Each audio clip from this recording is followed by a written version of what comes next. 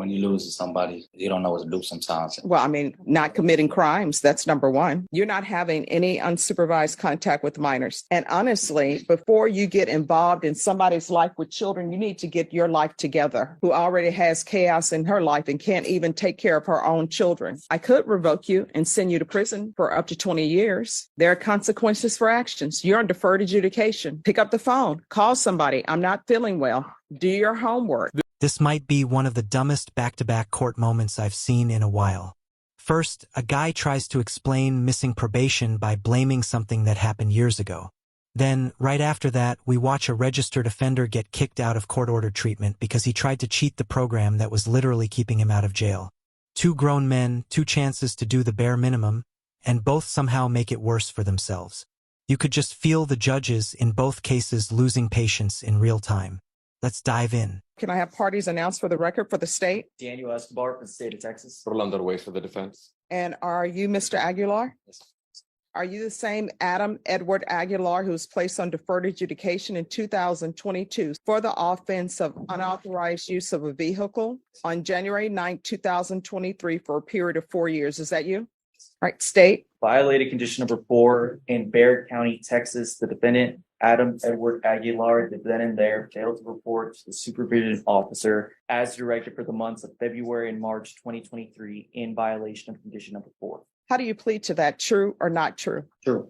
Your Honor, state waives all the violations. Any objections? No, Your Honor. All right. Why are you not reporting?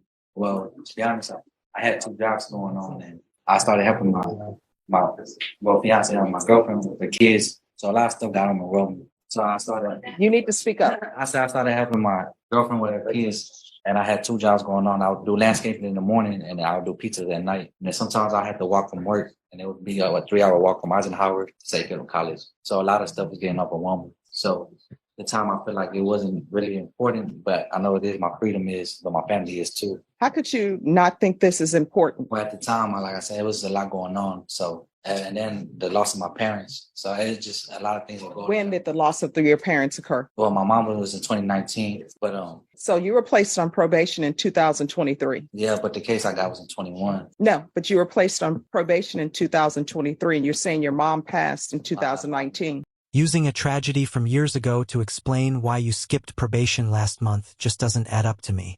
I mean, grief doesn't suddenly wake up years later and make you forget court obligations.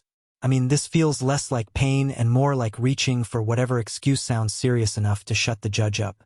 I mean, if this actually worked, probation wouldn't exist because everyone has something bad in their past. I mean, the judge isn't even cold either. I mean, they're just not stupid.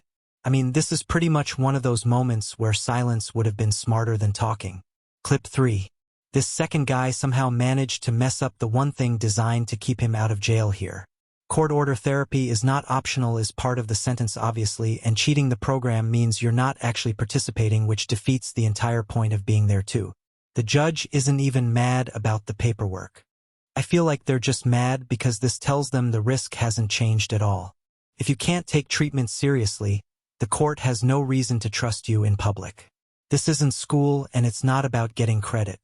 It's about safety, and at that point, I feel like jail becomes the backup plan. I was still dealing with the grief of my parents. It could be months, years, days. Everybody deals with it different. And I was just barely getting over it. Like I was messing up to my life. So now that I'm here, I know stuff changed. And then she passed away in May. So I was still dealing with that too, like through them months. But like I said, I was going to work and doing this and then trying. And a lot of stuff was just overwhelming for me. So your mom passed. How old are you? 28. So you're 28 years old. Your mom passed. So what you do is you pick up a criminal case and then you get placed on probation and then you do not report. Basically. And that was not the right way to go. But when you lose to somebody, you don't know what to do sometimes. Well, I mean, not committing crimes. That's number one. I mean, I know she wouldn't be proud of that either. But that was just, I guess, my way of rebelling and dealing with it and not in the right way. So, but now I know my actions and I know my family need me more out there now than ever. So what have you done on probation? What have I done? Yes. For probation? Yes. Nothing. All right. And this girlfriend you have, does she know that you're on probation? Yes. Did you tell her before you were arrested? Yes. And how many children does she have? 5. And what are their ages? Like 3, 5, 15, 19, and 20. All right. And they all live with her? No, some live with the sister, some live with the grandparents, and then she had like two. And what two does she have? What are their The ages? young ones, 3 and 5. All right. And how long did you know her before you moved into a house with her? Like a year, maybe 2. And what's her name? Rachel, Rachel what? Garza. Probation. Was there ever a TAP evaluation done for him or no? No, Your Honor, he's absconded before we can do anything. The court is going to deny the motion, alter and amend conditions to include a TAP evaluation, and that's to be done while he's in custody. There's to be no unsupervised contact with minors. I can tell you with regards to Rachel Garza, if she has all of these children and they're scattered, some with the sister, some with the grandmother, that tells me that there's some issues in her life and she's not taking care of her children. And it also tells me that somebody doesn't know she has the little ones. So what she does is she sees you and then moves you in. You're not having any unsupervised contact with minors. So that means that you will not be babysitting those children or any of that. If that occurs, that's a violation of your probation and a motion to revoke will be filed. Do you understand?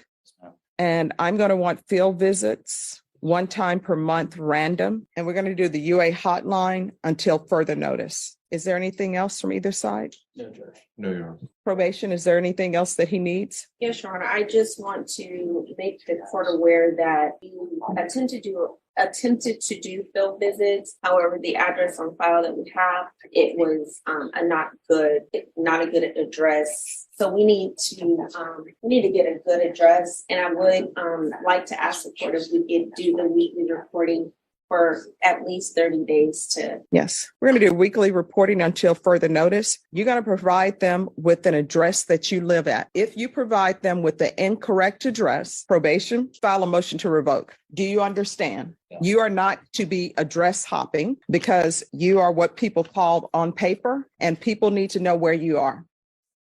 And honestly, before you get involved in somebody's life with children, you need to get your life together. Your life is not together. So now you're bringing chaos to this Rachel Garza person who already has chaos in her life and can't even take care of her own children. Do you understand? Yes, Your Honor.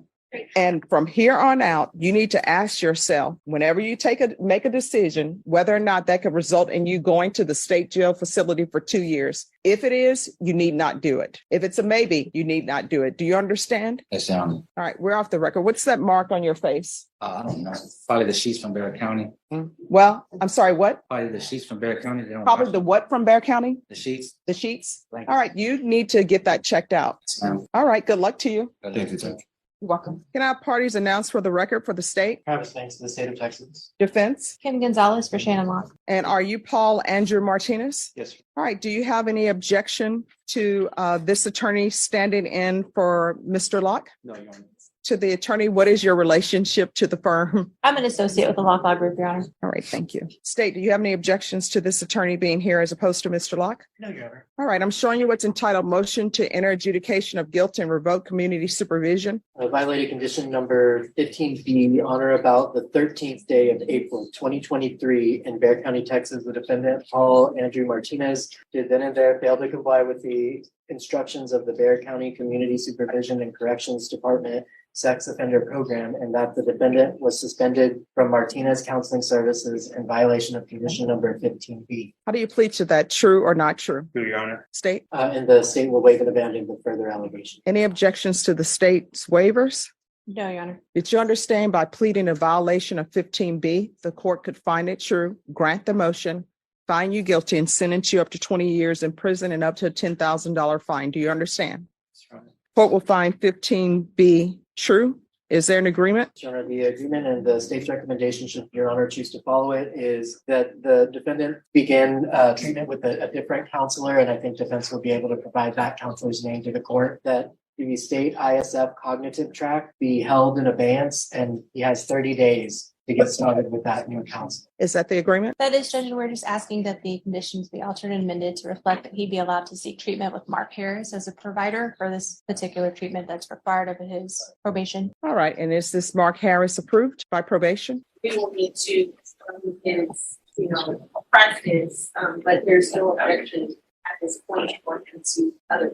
All right. And why was he suspended from Martinez Counseling Service? Your Honor, he missed an appointment.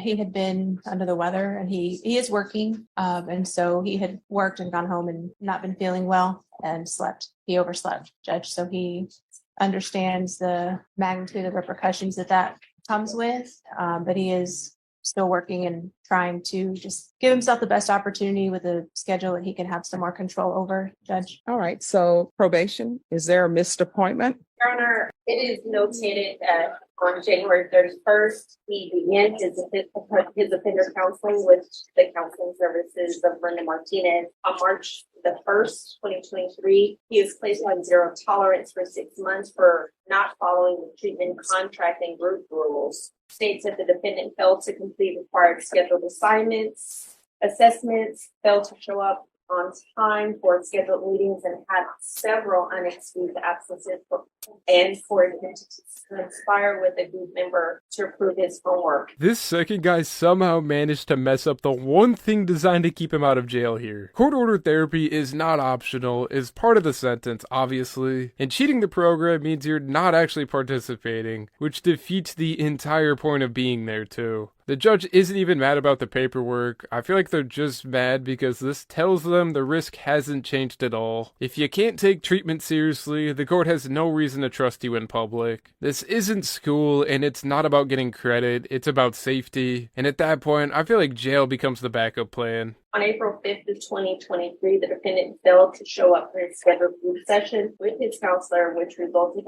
in him being suspended for failing to progress toward a reasonable treatment goal. All right. And does Martinez want him back? Will they accept him back? And since it's a part of the recommendation, I'm going to say that they've already spoken to Martinez and they would accept it back. So that's where you're going to be going. So I'm going to deny the motion, alter and amend conditions to include a 30-day jail sanction, and that's to begin today. And then you are to be re-referred to Martinez Counseling Service. Is there anything else you need from the court? Your Honor, can I say one thing? Sure. You want to raise your right hand? Do you solemnly swear and affirm the testimony you give will be the truth and nothing but the truth, so help you God? Yes. In All right. reference You can lower your hand. State your name for the record. Paul Martinez. All right. Have you talked to your attorney to see if they want you to speak? Him doing his jail sanction on the weekends as No. opposed to. All right. So, Mr. Martinez, in this court, there are consequences for actions. You're on deferred adjudication. Pick up the phone. Call somebody. I'm not feeling well. Do your homework. Don't get somebody else to approve your homework. There are consequences. So I'm not going to revoke you. I could revoke you and send you to prison for up to 20 years. That will be within the realm of possibility because you're on deferred adjudication and you're not doing what you're supposed to be doing. So I'm not going to do that. I'm going to deny the motion. That's what both of you all wanted me to deny the motion. I'm going to alter and amend conditions to include a 30-day Bexar County jail sanction. That's going to start today. And you're going to be referred back to Martinez Counseling Service. Do you understand? All right. Is there anything else? No, Your Honor. All right. Thank you. All right. Thank you. The contrast between these two cases says everything. One guy tried to hide behind an old excuse and the other treated a lifeline like a joke. Judges will listen to real hardship, but they won't tolerate being played. Like we just saw, probation and treatment aren't favors. They're pretty much the best opportunity you have. And once you show the court you don't take those seriously, those options disappear fast. Like we always say, the system can be patient, but it's not naive. Do you guys think the second guy earned that jail time? Or should the court have tried one more chance? Thank you so much for watching, guys. Make sure to like and subscribe, and as always, take